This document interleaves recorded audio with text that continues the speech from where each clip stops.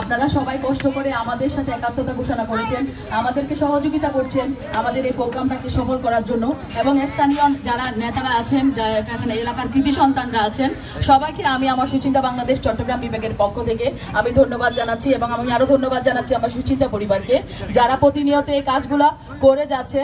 আর এখানে ফিশারি ঘাটে যারা আছেন সবাই আমাদের এলাকার যারা সন্তানরা আছেন, যারা ব্যবসায়ীরা আছেন, দোকানদাররা আছেন, সর্বশ্রেণী পেশার মানুষকে আমি আমার সংগঠন সুচিন্তা বাংলাদেশের পক্ষ থেকে আন্তরিক শুভেচ্ছা ও অভিনন্দন জানাই।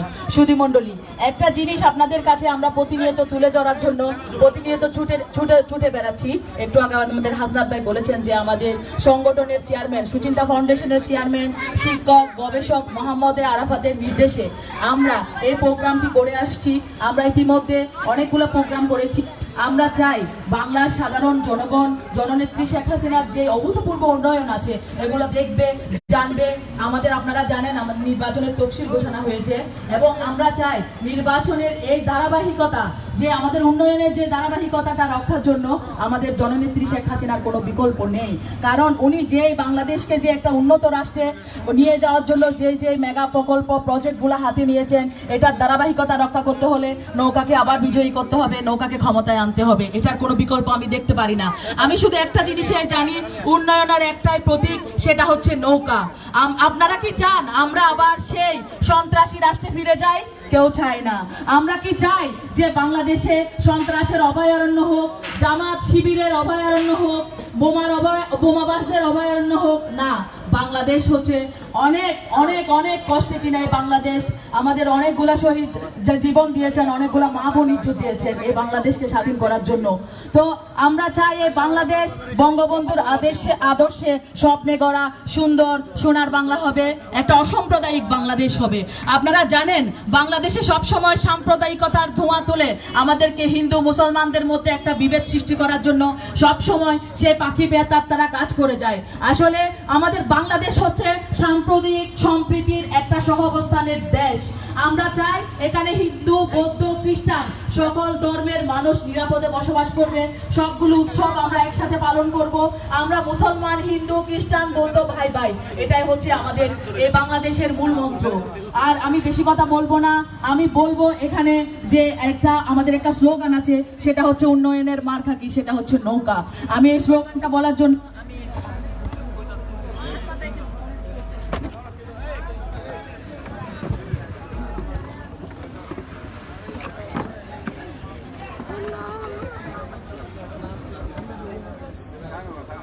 হ্যালো, উন্নয়নের মার্কা কি? উন্নয়নের মার্কা কি? উন্নয়নের মার্কা কি? ধন্যবাদ সবাইকে। আমরা এখন উপভোগ করব আজকের এই ডকুমেন্টারিটা। আচ্ছা বানারে না আলাদা লই আচ্ছা আলাদা লই না ভিডিও মডি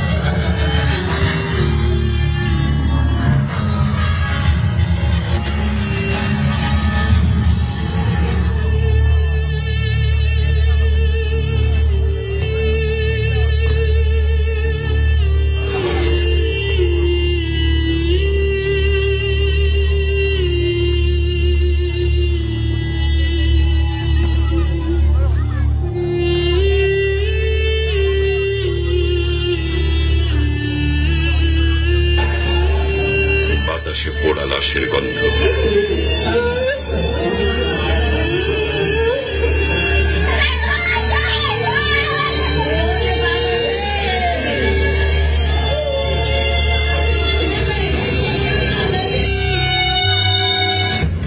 দেশ জুড়ে বোমাবাজির তাণ্ডব।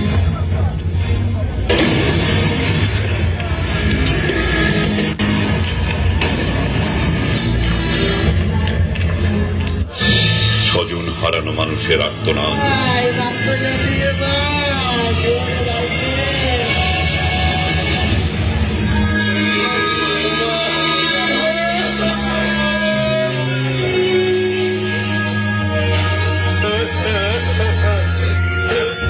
হাসপাতালের বার্ন ইউনিটে পেট্রোল বোমায় দগ্ধ মানুষের আহাজারি।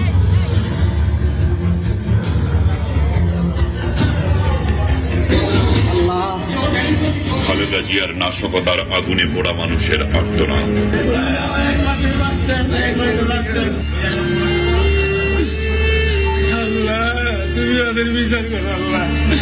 আমরা নিরহ মানুষ আল্লাহ, আমরা কি অপরাধ করছি? 2015 সালের 6 জানুয়ারি থেকে পরবর্তী 92 দিন বিএনপি নেত্রী বেগম খালেদা জিয়া গুলশানের দলীয় কার্যালয়ে অবস্থান করে আন্দোলনের নামে প্রতিদিনই দেশের কোথাও না কোথাও সাধারণ মানুষকে পুড়িয়ে মারার নির্দেশ দিয়েছেন।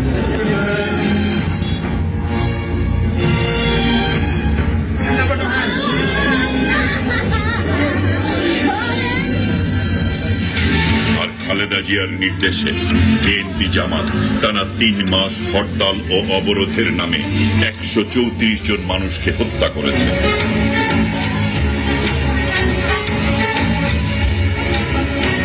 পেট্রোল বোমায় দগ্ধ হয়েছে 300 জনেরও বেশি সাধারণ খেটে খাওয়া মানুষ।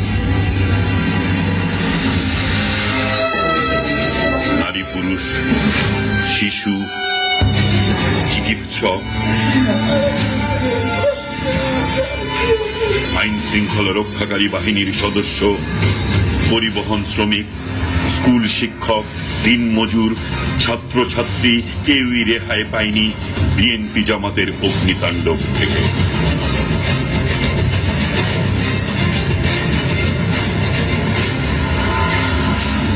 বিএনপি জামাতের এই আগুন সন্ত্রাসে সারা দেশে আহত হয়েছিল প্রায় 2000 জন সাধারণ মানুষ।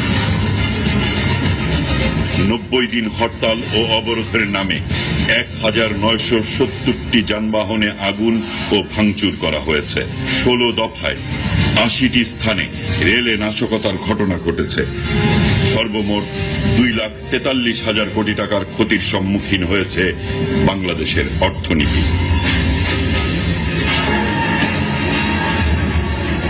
এই মানুষ পুড়িয়ে মারার মধ্য দিয়ে কি লক্ষ্য অর্জন করতে চেয়েছিল বিএনপি জামাত? তারেক রহমানের প্রত্যক্ষ নির্দেশে দেশ জুড়ে চালানো হয়েছিল ধ্বংসের এই তাণ্ডব লীলা এবং আগুন সন্ত্রাস। কেন মায়ের বুক খালি করা হলো?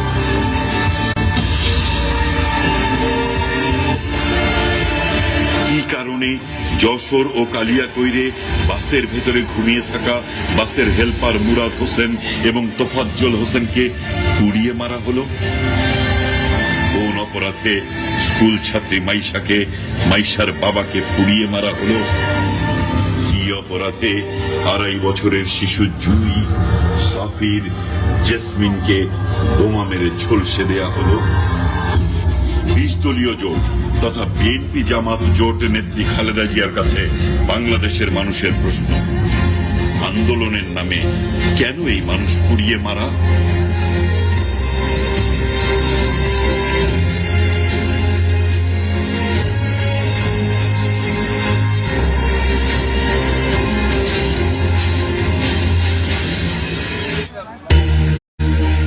কেন এই ধ্বংসের তাণ্ডব লীলা?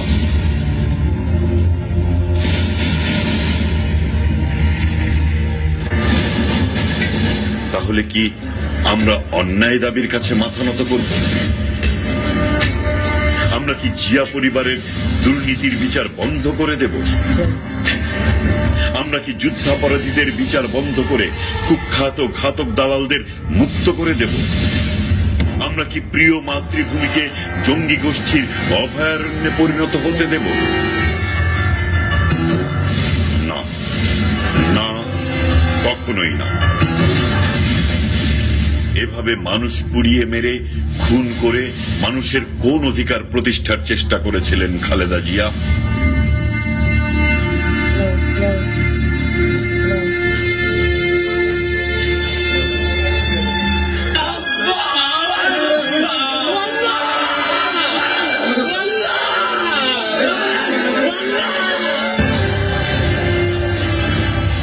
হরতাল অবরোধের নামে 15 লক্ষ এসএসসি পরীক্ষার্থীর ভবিষ্যৎকে বিপন্ন করে তুলেছিল বিএনপি জামাত। প্রত্যেকটা পদের প্রত্যেকটা কদমে আমার আতঙ্ক থাকে, আমার নেক্সট ডেস্টিনেশন কি আমার বাসা নাকি বার্ন ইউনিট ডিএমসি। তাদের মনুষ্যত্ব বোধে জাগ্রত হোক, তাদের সুপ্ত বিবেক জাগ্রত হোক।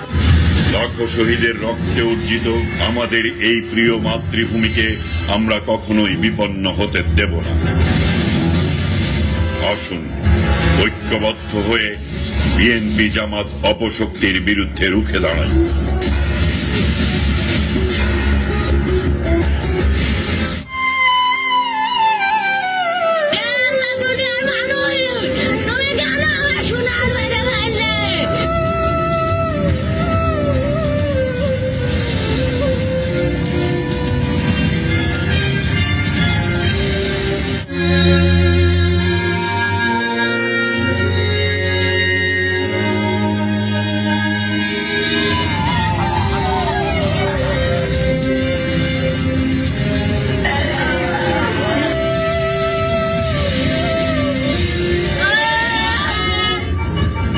আসুন আমরা মানুষ পুড়িয়ে মারার বর্বরচিত এই অপরাজনীতিকে প্রতিহত করি।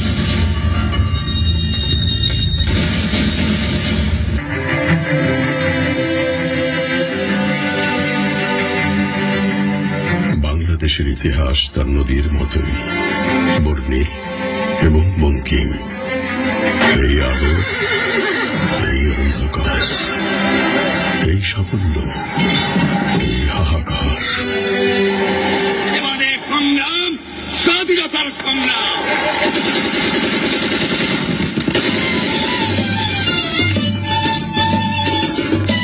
৭১ এসেছিল মহান স্বাধীনতা, ৭৫ নিভেছে সে দ্বীপ।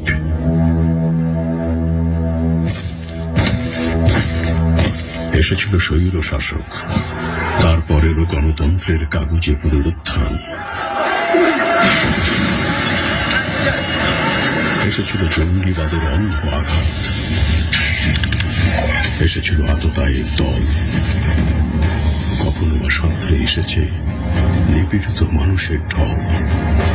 এমন শত হাজার বাধায় দমে যায়নি বাংলাদেশ, বারবার মাথা তুলে দাঁড়িয়েছে এদেশের মুক্তিকামী মানুষ। তারা ভাঙে কিন্তু ভেঙে পড়তে জানে না।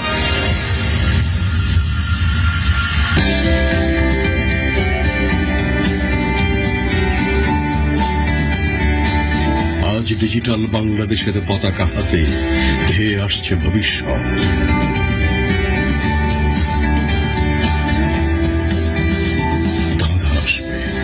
বাধা আসবে, তবুও তরুণ প্রাণের শক্তি আর সাহস নিয়ে নিজেদের সক্ষমতায় সমৃদ্ধ হবে আগামীর বাংলা। আমাদের ইতিহাস আর চেতনা লুকিয়ে আছে দেশের ক্রমবর্ধমান তরুণদেরই মাঝে। তারুণ্যের চেতনা আর প্রযুক্তিকে সাথে নিয়ে জাতির পিতা বঙ্গবন্ধুর দৌহিত্র জননেত্রী শেখ হাসিনার সুযোগ্য পুত্র সজীব ওয়াজেদ জয় আমাদের সোনার বাংলার নয়া কান্ডারি।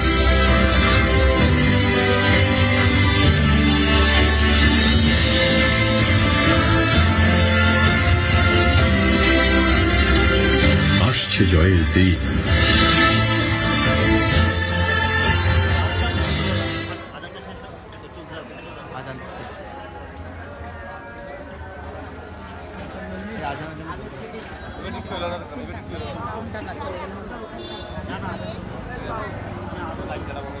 চলুক চলুক, সাউন্ড অফ থাকুক, সমস্যা নেই। তুমি আবার আস্তে আস্তে আস্তে।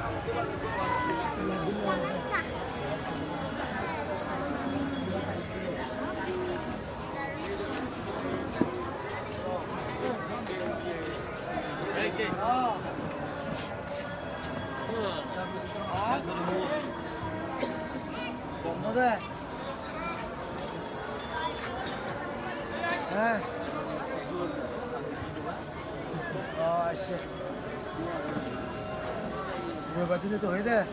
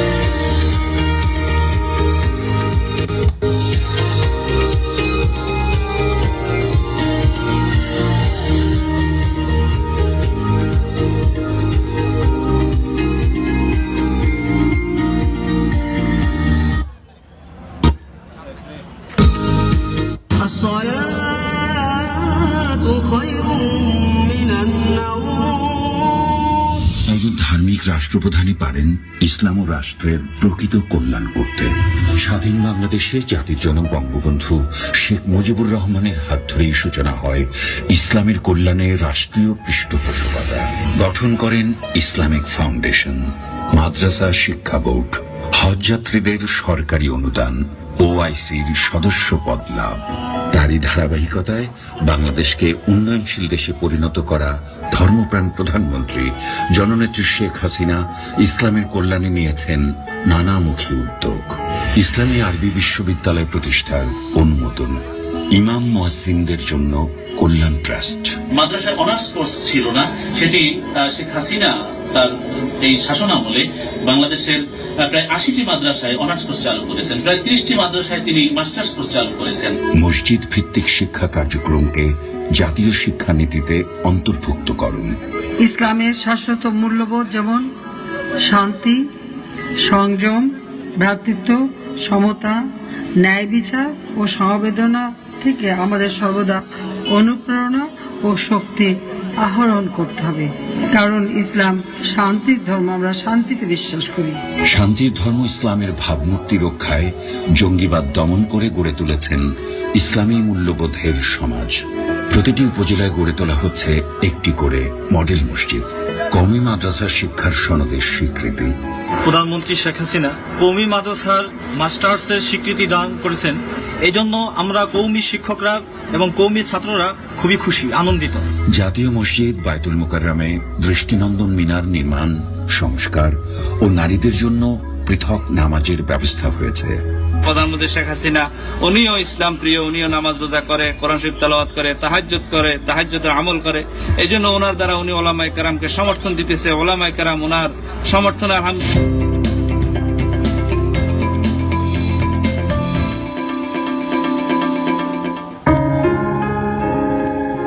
৭.৫ বছর আগেও বিদ্যুৎ সংকট এতটা তীব্র ছিল, লোকে বলতো বিদ্যুৎ তো যায় না, মাঝে মাঝে আসে। মানুষ তখন অপেক্ষায় থাকতো বিদ্যুৎ কখন আসবে। কিন্তু এখন বিদ্যুৎ কখন চলে যাবে সেই ভয় উবে গেছে। কেটে গেছে আলোর জন্য হাহাকার, এখন প্রাণ যাওয়া তো দূরের কথা, বিদ্যুতের জন্য ক্ষোভও দেখা যায় না কোথাও। বিশ্বের কোনো দেশই এত কম সময়ে এমন ঝলকানো অর্জন দেখাতে পারেনি বিদ্যুৎ খাতে, যে অর্জনের নজির গেড়েছে বাংলাদেশ। বর্তমান প্রধানমন্ত্রী যখন সরকার পরিচালনার দায়িত্ব নেন 2009 সালে, তখন মাত্র 3,268 মেগাওয়াট বিদ্যুৎ পেয়েছেন তিনি। তার 2 মেয়াদের 7.5 বছরে সেই বিদ্যুতের উৎপাদন ছাড়িয়েছে 14,429 মেগাওয়াট। একদিনে 9,000 মেগাওয়াটের রেকর্ড ছুঁয়েছে। বিদ্যুৎ কেন্দ্রের সংখ্যা এঁকেছে সেঞ্চুরি। 600 মেগাওয়াট বিদ্যুৎ আসছে ভারত থেকে, আসবে ভুটান থেকে। ব্যয়বহুল হলেও রাশিয়ার সহায়তায় 2,400 মেগাওয়াট ক্ষমতার বিশাল এক পরমাণু বিদ্যুৎ কেন্দ্র স্থাপনের ইতিহাস গড়ছেন প্রধানমন্ত্রী শেখ হাসিনা। 2016তেই বিদ্যুৎ হবে 16,000, 21-এ তা ছাড়িয়ে 24,000। 2031 সালের মধ্যে 40,000 মেগাওয়াট আমরা উৎপাদন করব। 2041 সালের মধ্যে আমাদের লক্ষ্য হচ্ছে 60,000 বিদ্যুৎ উৎপাদন হবে। এত মেগাওয়াট বিদ্যুৎ আর মোটেই স্বপ্ন নয়, শুধু সময়ের সাথে সাথে অঙ্ক পরিবর্তনের অপেক্ষা। আলোর উৎসব শুধু হাতের জিলে নয়, এবার হবে সারা দেশে। উৎসবের আলোয় আলোকিত হোক প্রধানমন্ত্রী শেখ হাসিনা।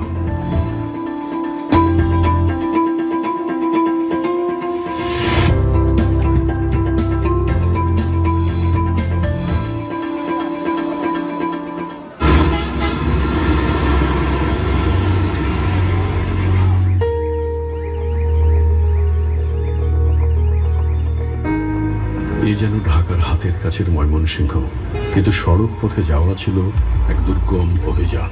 আর সড়ক পথে ঢাকা থেকে চট্টগ্রাম যাওয়া ছিল যেন এক অন্ধকারের পথে যাত্রা। মহাসড়কে যাত্রার মহাদুর্গতির প্রতিচ্ছবি ছিল সারা দেশে। এখন দেশ জুড়ে পিচ ঢালা মসৃণ প্রশস্ত সড়ক নিশ্চিত করেছে দেশের মানুষের প্রশান্তির যাত্রা। ঢাকা চট্টগ্রাম, ঢাকা ময়মনসিংহ 4 লেনে উন্নীত করলাম। দেশের জনগণের জন্য উপহার হিসেবে এই 2 রাস্তা উৎসর্গ করলাম। ঢাকা চট্টগ্রামের সরু মহাসড়ক এখন 4 লেনের বিস্তৃত যাত্রাপথ। ঢাকা ময়মনসিংহ যেতে আর গায়ে জ্বর আসে না। সাভারের নবীনগর এপিজেড চন্দ্রা সড়কও এখন 4 লেন। গত 7.5 বছরে প্রধানমন্ত্রী শেখ হাসিনার মেয়াদে প্রায় 6,500 কোটি টাকা ব্যয়ে 20,000 কিলোমিটারের বেশি রাস্তা করা হয়েছে পিচ ঢালা, মসৃণ ও নিরাপদ। নতুন নির্মাণ করা হয়েছে 81টি সেতু, পুনর্নির্মাণ করা হচ্ছে 783টি কালভার্ট। জয়দেবপুর, টাঙ্গাইল, এলেঙ্গা মহাসড়ক আর সরু থাকছে না, অচিরেই হয়ে যাবে প্রশস্ত 4 লেন। থাকবে ধীর গতির যানবাহনের জন্য আলাদা চলাচলের পথ। হচ্ছে 5টি ফ্লাইওভার, 27টি সেতু ও 60টি কালভার্ট। 700 মিটার দীর্ঘ সেতু অচিরে কুশিয়ারা নদীর এপার ওপারকে মেলাবে সেতু বন্ধনে। দ্বিতীয় মেঘনা ও গোমতী সেতু আর স্বপ্ন নয়, শুধু বাস্তবায়নের অপেক্ষা। যোগাযোগ অবকাঠামোর এই যুগান্তকারী পরিবর্তন দেশের 16 কোটি মানুষের মধ্যে যোগাযোগের বন্ধনকে ক্রমশই করছে আরো মসৃণ। আমাদের এই বন্ধনে বাঁধবার জন্য আপনাকে ধন্যবাদ প্রধানমন্ত্রী শেখ হাসিনা।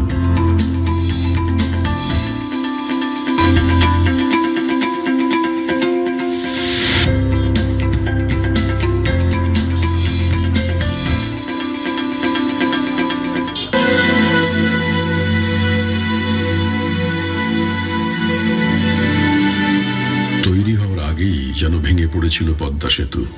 অর্থ যোগান থেকে সরে গিয়েছিল বিশ্ব ব্যাংক, সেই সাথে অন্যরাও। বুক ভেঙে গিয়েছিল দেশের 16 কোটি মানুষের, কিন্তু স্বপ্ন মুছে যায়নি প্রধানমন্ত্রী শেখ হাসিনার। যদি তোর ডাক শুনে কেউ না আসে, তবে একলা চলো রে। কবিগুরুর এই অমোঘ বাণী প্রধানমন্ত্রীর শক্তিতে পরিণত হলো।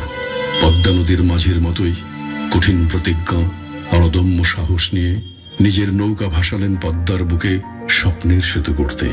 বিদেশের ঋণ নয়, নিজেদের অর্থে দেশের সবচেয়ে বড় নির্মাণ প্রকল্পের উদ্বোধন করলেন 2015 সালের ডিসেম্বরে। আমরা আমাদের নিজের টাকায় এই বৃহৎ সেতু নির্মাণের কাজ শুরু করেছি। 28,000 কোটি টাকার পদ্মা সেতুর 3 ভাগের 1 ভাগ কাজ এরই মধ্যেই শেষ হয়ে গেছে। আর 2 বছর পর স্বপ্নের পদ্মা সেতুতে সবার চলাচল উন্মুক্ত করে দেওয়ার লক্ষ্য নিয়ে এগুচ্ছে কাজ। দেশের দক্ষিণ পশ্চিমাঞ্চলের 21টি জেলার শুধু কয়েক কোটি মানুষ নয়, সারা দেশের মানুষ অধীর অপেক্ষায় আছে পদ্মা সেতুর উপর দিয়ে ঐতিহাসিক চিরবন্ধনে জড়াতে। কেবল মনের আবেগেই গর্বিত হবে না বাঙালি, পদ্মা সেতু করবে দেশের অর্থনীতিকে সমৃদ্ধ। স্বপ্নের সেতু জিডিপির প্রবৃদ্ধি বাড়াবে 1-2%, বাড়বে সহজ যোগাযোগ, ঘটবে শিল্প ও বাণিজ্যের বিস্তৃতি। পদ্মা সেতু ঘিরে গড়ে উঠবে আধুনিক স্যাটেলাইট শহর, পাল্টে যাবে গোটা দক্ষিণ বাংলার রূপ। বিদেশের যারা সেতু বানাতে মুখ ফিরিয়ে নিয়েছিলেন, সেসব দেশের অনেকেই শিল্প করতে আসবে বিনিয়োগ নিয়ে। গোটা বিশ্বের কাছে এমন বিস্ময়কর প্রতিজ্ঞাবদ্ধ কাজের নজির সৃষ্টি করার জন্য অভিনন্দন প্রধানমন্ত্রী শেখ হাসিনাকে।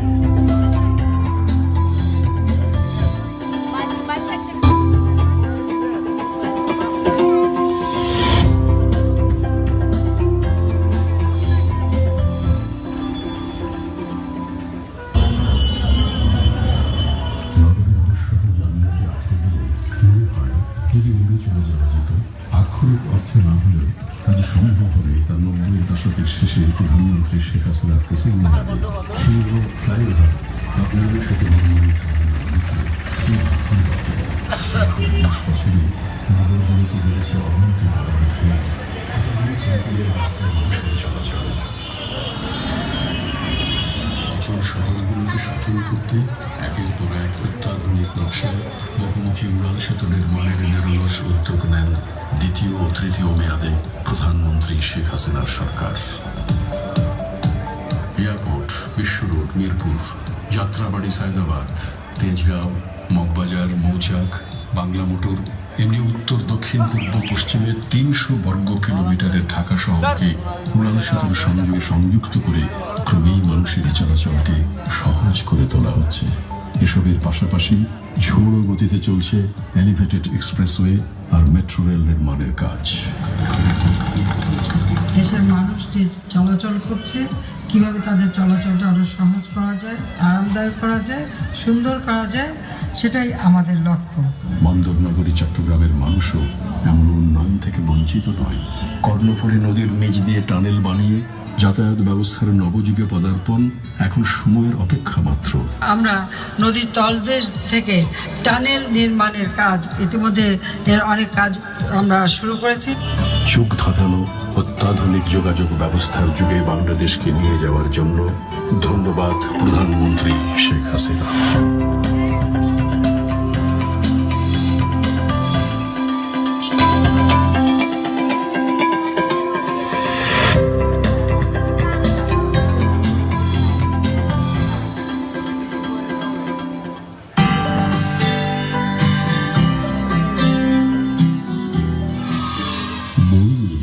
শিশুদের এমন উৎসব এর আগে কে কোথায় দেখেছে? গত 7 বছর ধরে প্রতি বছরের শুরুতে স্কুলের ছোট ছোট শিশুরা আনন্দে আত্মহারা হয়ে ওঠে বিনামূল্যে বই পেয়ে। নতুন বই পেয়েছি, নতুন বই, নতুন কিছু শিখতে পারবো, নতুন কিছু জানতে পারবো। প্রধানমন্ত্রী শেখ হাসিনার নেতৃত্বের সরকার গত 7 বছরে 192 কোটি বই তুলে দিয়েছে প্রাথমিক ও মাধ্যমিক স্কুলের শিক্ষার্থীদের হাতে। কেবল এ বছরের জানুয়ারিতেই দিয়েছে প্রায় 33.5 কোটি বই। শিক্ষার বিকাশে কোন সরকারের এমন উদ্যোগ সত্যিই বিরল। এমন সব অভিনব চিন্তার ফসল হিসাবে শিক্ষার হার বেড়ে হয়েছে 71%, অথচ 2001 সালে শিক্ষার হার 65 থেকে কমে গিয়ে হয়েছিল 44%। 26,000-এর বেশি প্রাথমিক বিদ্যালয় রয়েছে জাতীয় করে। সরকারি করা হয়েছে 1,20,000 শিক্ষকের ছাত্র। মাধ্যমিক পর্যায়ে সরকারি শিক্ষকের পদমর্যাদা বাড়িয়ে 3য় শ্রেণী থেকে 2য় শ্রেণী, আর সরকারি প্রাথমিক বিদ্যালয়ের প্রধান শিক্ষকদের পদমর্যাদা বাড়িয়ে 3য় শ্রেণী থেকে 2য় শ্রেণী করা হয়েছে। 3,000-এর বেশি কম্পিউটার ল্যাব করা হয়েছে স্কুলে স্কুলে। প্রায় 23,500 মাধ্যমিক স্কুলে হয়েছে আধুনিক মাল্টিমিডিয়া ক্লাসরুম। প্রাথমিক থেকে ডিগ্রি পর্যন্ত প্রায় 16 কোটি শিক্ষার্থীকে বৃত্তি উপবৃত্তির আওতায় আনা হয়েছে। বেসরকারি বিশ্ববিদ্যালয়ের বিকাশের মাধ্যমে সৃষ্টি করা হয়েছে বিপুল মানব সম্পদ তৈরির সুযোগ। আমাদের শিক্ষাটা আমরা এভাবে করে দিতে চাই যে এর মাধ্যমে যেন আমাদের ছেলেমেয়েদের কর্মসংস্থানের ব্যবস্থা হয়। যুগোপযোগী করা হয়েছে শিক্ষানীতিকে। একটি শিক্ষিত জাতি গঠনের এমন নেতৃত্ব আগে দেখেনি বাংলাদেশ। এই নেতৃত্বের কৃতিত্ব যার, সেই প্রধানমন্ত্রী শেখ হাসিনার প্রতি আমরা কৃতজ্ঞ।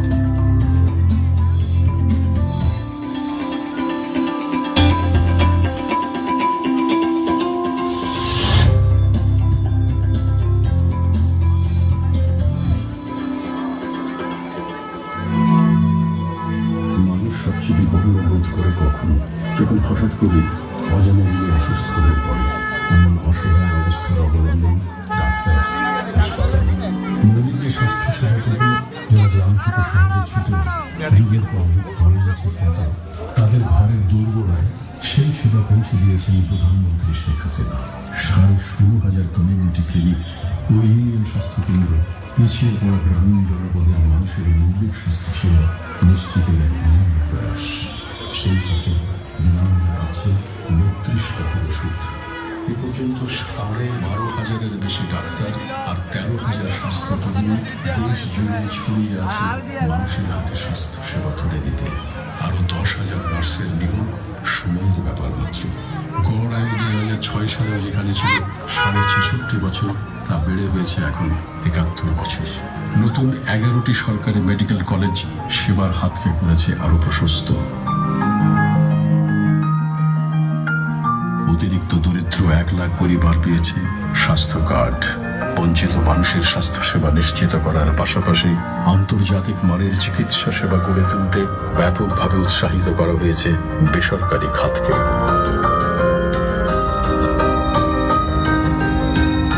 সরকারের সঠিক নীতি আর সহযোগিতা দেশের ওষুধ শিল্পকে নিয়ে গেছে আন্তর্জাতিক উচ্চতায়। প্রধানমন্ত্রী শেখ হাসিনা সরকারের ওষুধ নীতির কারণে দেশে ওষুধ ও স্বাস্থ্যসেবার খরচ এশিয়ার মধ্যে সবচেয়ে কম। মানুষের আয়ুষ্কাল কিন্তু বেড়ে গেছে। খাদ্য নিরাপত্তা আমরা নিশ্চিত করেছি, চিকিৎসা সেবা নিশ্চিত করেছি। মানুষের স্বাস্থ্য ভালো হলে ভালো হবে দেশের স্বাস্থ্য। যেন এই মন্ত্র নিয়েই স্বাস্থ্যসেবাকে সহজলভ্য করার নিরলস প্রচেষ্টায় আছেন প্রধানমন্ত্রী শেখ হাসিনা। ধন্যবাদ মাননীয় প্রধানমন্ত্রী।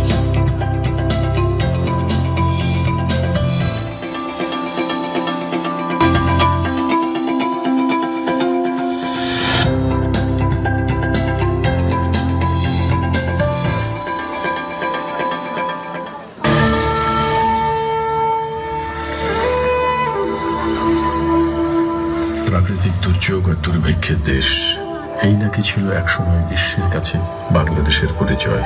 অর্থাহারে, অনাহারে, দরিদ্র মানুষের দিন যাপন আর খাদ্যের অভাবে মৃত্যু, এগুলো এখন নেহায়েত অতীত আর গল্প কাহিনী। উত্তরবঙ্গে মঙ্গা বলে পরিচিত কার্তিক মাসের মৌসুমী খাদ্য সংকট, সেটাও স্থায়ীভাবে দূর হয়ে গেছে। খাদ্যে স্বয়ংসম্পূর্ণ বাংলাদেশ, কৃষি নির্ভর যে অর্থনীতি, সেই কৃষি উৎপাদনের রীতিমতো বিপ্লব ঘটিয়েছে প্রধানমন্ত্রী শেখ হাসিনা সরকারের কৃষি বান্ধব নীতি। প্রতি বছরই বাম্পার ফলন। 2014-15 অর্থ বছরে খাদ্যশস্যের উৎপাদন হয়েছে প্রায় 4 কোটি মেট্রিক টন। মাছের উৎপাদন বেড়ে হয়েছে 45 লাখ মেট্রিক টন। বাৎসরিক মিঠা পানির মাছ উৎপাদনে বাংলাদেশের অবস্থান বিশ্বে চতুর্থ। কৃষিখাতে ভর্তুকি, সহজ শর্তে ঋণ সহ নানা সুযোগ সুবিধা প্রদান এবং বীজ, সার, সেচ সহ নানান কৃষি উপকরণ কৃষকের কাছে সহজলভ্য করে তোলার মধ্য দিয়ে সরকার কৃষকের উৎপাদনশীলতা বাড়িয়েছে বহুগুণে। কৃষিতে ঈর্ষণীয় সাফল্যের জন্য বিশ্ব দরবার থেকে এসেছে সাধুবাদ ও স্বীকৃতি। জাতিসংঘের খাদ্য কৃষি সংস্থা এবং জাতিসংঘের দক্ষিণী সম্মেলনে একাধিকবার এই স্বীকৃতির সম্মানসূচক স্মারক তুলে দেওয়া হয়েছে প্রধানমন্ত্রী শেখ হাসিনার হাতে। খাদ্য ও পুষ্টি নিরাপত্তা নিশ্চিত করব, এই মহতী সম্মেলনে এই হোক আমাদের অঙ্গীকার। 16 কোটি মানুষের খাবারের নিশ্চয়তা ও ক্ষুধা দূর করার জন্য আপনার প্রতি কৃতজ্ঞতা, প্রধানমন্ত্রী শেখ হাসিনা।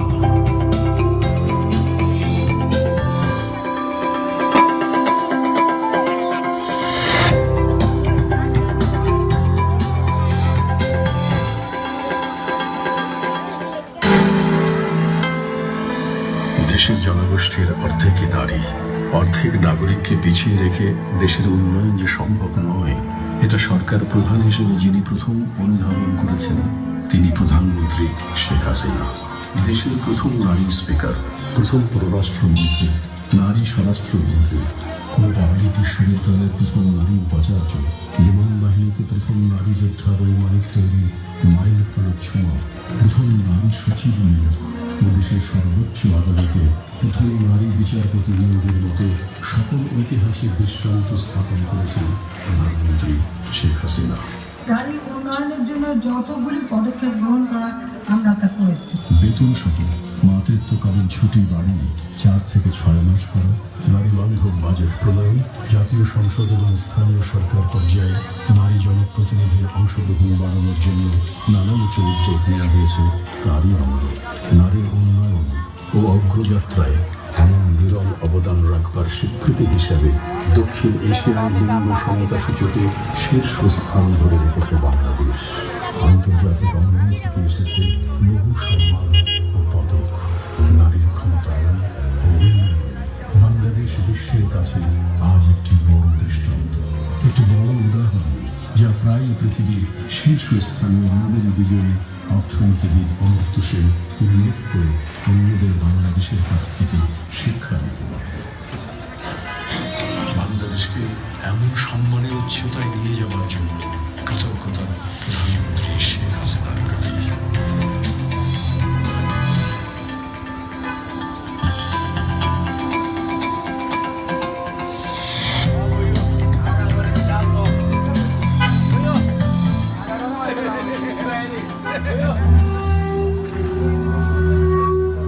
একাত্তরের যুদ্ধাপরাধীদের বিচার করা যে কখনো সম্ভব হবে তা প্রায় সকলের কাছেই ছিল কল্পনার অতীত। এমনকি 2009 সালে প্রধানমন্ত্রী শেখ হাসিনা ক্ষমতায় আসার পর যখন বিচারের প্রক্রিয়া শুরু হয় এবং চলতে থাকে, তখনও মানুষের মনে কত সংশয়, কত প্রশ্ন, কত অনিশ্চয়তা ও আশঙ্কা। যুদ্ধাপরাধীদের পক্ষ থেকে এই বিচার বানচালের জন্য দেশে বিদেশে প্রচুর টাকা খরচ করে মিথ্যে প্রচারণা চালানো, দেশব্যাপী সন্ত্রাস নৈরাজ্য সৃষ্টি,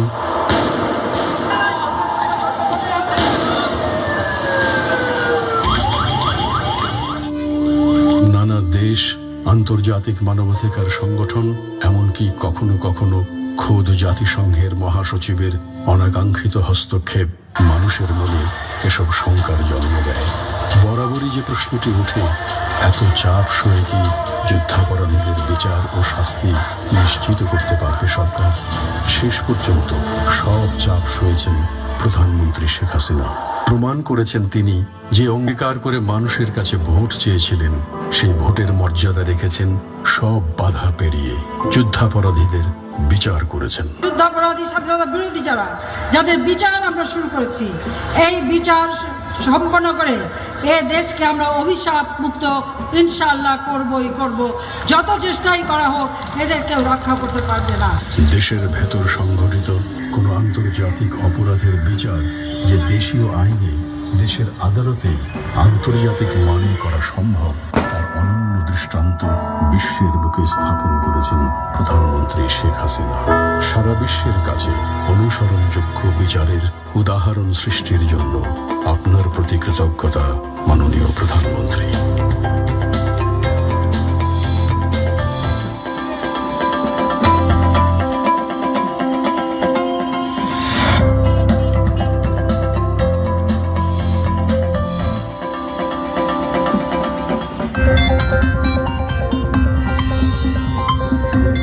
দেশের প্রায় 16 কোটি মানুষের 11 কোটির হাতের মুঠোয় গোটা পৃথিবী। মোবাইল ফোন আর ইন্টারনেট এখন আর দুর্লভ কিছু নয়। হাতের মুঠোর ছোট্ট ফোনেই প্রতি মুহূর্তে বাঙালি ঘুরছে গোটা বিশ্ব। দূর বলে আর কিছু নেই, সবই আজ কাছে। সন্তান জন্মেছে দেশে, কিন্তু আপনি বিদেশ। মন ব্যাকুল স্ত্রী সন্তানকে দেখতে, অসুস্থ মা বাবাকে রেখে আপনি বহু দূরে কোথাও, কিন্তু মন চায় পাশে থাকতে, চাই ভালো ডাক্তার, প্রয়োজনীয় ওষুধের পরামর্শ। মনের গভীরের এই সমস্ত চাওয়া আজ আর মোটেই স্বপ্ন নয়, বাস্তবে রূপ পেয়েছে কম্পিউটার, মোবাইল ও ইন্টারনেটের সহজলভ্যতার ফলে। নিজের ঘরে বসে অথবা পথ চলতে চলতেই আজ আপনি সেরে ফেলতে পারেন সমস্ত গুরুত্বপূর্ণ কাজ, আলাপ আলোচনা, বৈঠক। তা দেশের ভেতরেই হোক আর বাইরেই হোক। আপনার জমির দলিল নিয়ে জালিয়াতি, ভূমি অফিসে হয়রানি আর ঘুষ দিয়ে জমি রক্ষা, এসবই আজ অতীত। শহরে অথবা গ্রামে হোক, কোনো তথ্য বা সেবা কিংবা কারোর সাথে তড়িৎ যোগাযোগের প্রয়োজন, সবই আজ সবার নিজের হাতের মুঠোয়। হতে হয় না অন্যের মুখাপেক্ষী। 25,000 ওয়েবসাইট নিয়ে বিশ্বের বৃহত্তম ওয়েব পোর্টাল তথ্য বাতায়ন অবাক করেছে বিশ্বকে, দেশের জন্য এনেছে আন্তর্জাতিক পুরস্কার। দক্ষিণ এশিয়ার দেশ ভারত পাকিস্তানকে পেছনে ফেলে ইন্টারনেট ব্যবহারে এগিয়ে লাল সবুজ পতাকা দলের মানুষেরা। এ তো আমূল পরিবর্তন নয়, রীতিমতো বিপ্লবের গল্প, যে বিপ্লবের নামই ডিজিটাল বাংলাদেশ। এই আধুনিকায়ন ও ডিজিটালাইজেশনের ছোঁয়া সবই আমাদের প্রতিষ্ঠিত ডিজিটাল বাংলাদেশ নির্মাণেরই একটা অঙ্গীকার আমরা বাস্তবায়ন করেছি। দিন যত যাবে বড় হবে এই দিন বদলের গল্প। দেশের মানুষকে এমন অহংকারের অংশীদার করবার জন্য আপনাকে ধন্যবাদ, প্রধানমন্ত্রী শেখ হাসিনা।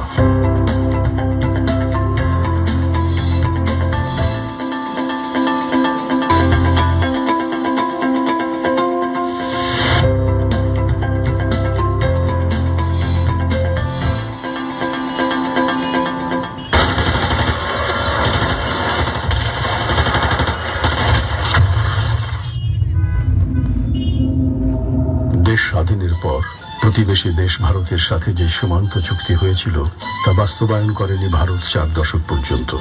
অসামান্য কূটনৈতিক দক্ষতায় সেই চুক্তির যথাযথ বাস্তবায়ন করে ভারতের সাথে বহুকালের সীমান্ত সমস্যার সমাধান করলেন প্রধানমন্ত্রী শেখ হাসিনা। তাঁরই উদ্যোগে প্রায় 7 দশকের বন্দী জীবন থেকে মুক্তি মিলেছে হাজার হাজার ছিটমহলবাসীর।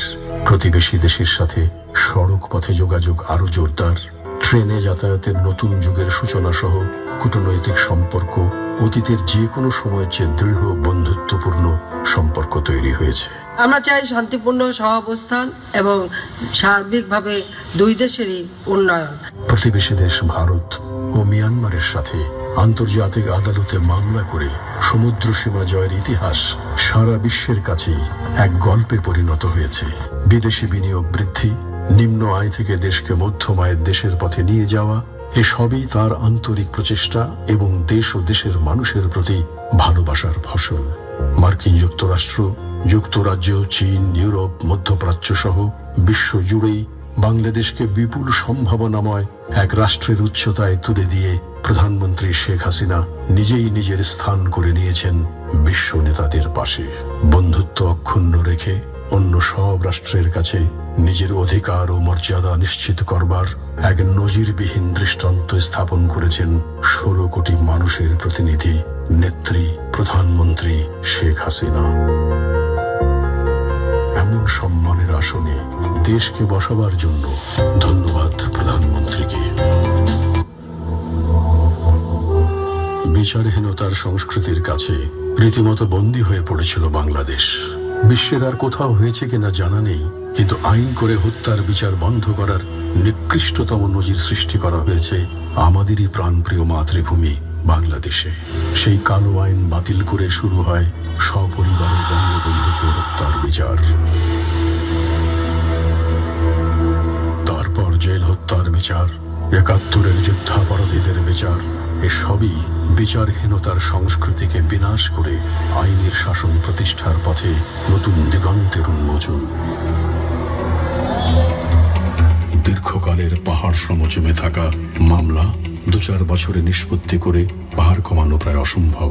তারপরও নতুন অনেক বড় অপরাধের বিচার হয়েছে দ্রুত সময়ে। তারই একটি জঘন্যতম পিলখানা ট্র্যাজেডি মামলা। দেশের বিচার বিভাগের ইতিহাসে সবচেয়ে বড় মামলা, যেখানে আসামি হাজার হাজার। তদন্ত আটকে গিয়েছিল লোমহর্ষক 21শে আগস্ট গ্রেনেড হামলা এবং 10 ট্রাক অস্ত্র পাচারের চাঞ্চল্যকর ঘটনার। এগুলোর মামলা শুধু আদালতেই গড়ায়নি, একটি রায়ও পাওয়া গেছে। বিপদগামীদের বিরুদ্ধে কঠোর ব্যবস্থা নিচ্ছে এবং প্রয়োজনে আরো কঠোর হব। অপরাধী যেই হোক, তার কোনো ক্ষমা নেই। অপরাধীর কোনো দল নেই, অপরাধীর পরিচয় শুধুই অপরাধী। বারবার দেয়া এমন বক্তব্যের বাস্তব প্রমাণ রাখলেন প্রধানমন্ত্রী শেখ হাসিনা।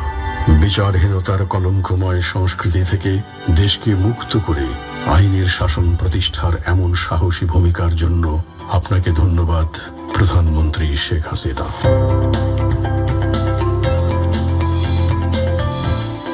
তখনও দিয়েছি, রক্ত আরো দেব, এই দেশের মানুষকে মুক্ত করে ছাড়বো ইনশাআল্লাহ। এবারে সংগ্রাম আমাদের মুক্তির সংগ্রাম, এবারে সংগ্রাম স্বাধীনতার সংগ্রাম। একটি সুখী সমৃদ্ধ সোনার বাংলা গঠনের প্রত্যয়ে জাতির পিতা বঙ্গবন্ধু শেখ মুজিবুর রহমানের নেতৃত্বে প্রতিষ্ঠিত হয় স্বাধীন বাংলাদেশ। জাতির পিতা বঙ্গবন্ধু শেখ মুজিবুর রহমান জাতিকে কেবল স্বাধীনতা দেননি, শিল্প সমৃদ্ধ এক সোনার বাংলা গড়ার মহাপরিকল্পনাও শুরু করেছিলেন। সেই আদর্শ সামনে রেখে সুখী সমৃদ্ধ সোনার বাংলা বিনির্মাণে বঙ্গবন্ধু সুযোগ্যা কন্যা মাননীয় প্রধানমন্ত্রী শেখ হাসিনা কাজ করে চলেছেন।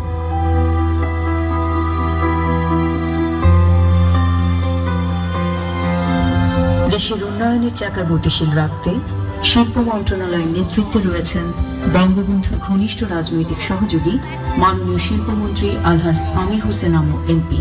তাঁর দক্ষ নির্দেশনায় রাষ্ট্রায়ত্ত শিল্প কারখানার পুনর্গঠন ও সংস্কার, ক্ষুদ্র ও কুটির শিল্পের উন্নয়ন, বৃহৎ শিল্প প্রতিষ্ঠানে নীতিগত সহায়তা দান, পণ্যের মান সুরক্ষা ও মেধা সম্পদ সংরক্ষণ ইত্যাদি কার্যক্রমে নতুন মাত্রা যুক্ত হয়েছে।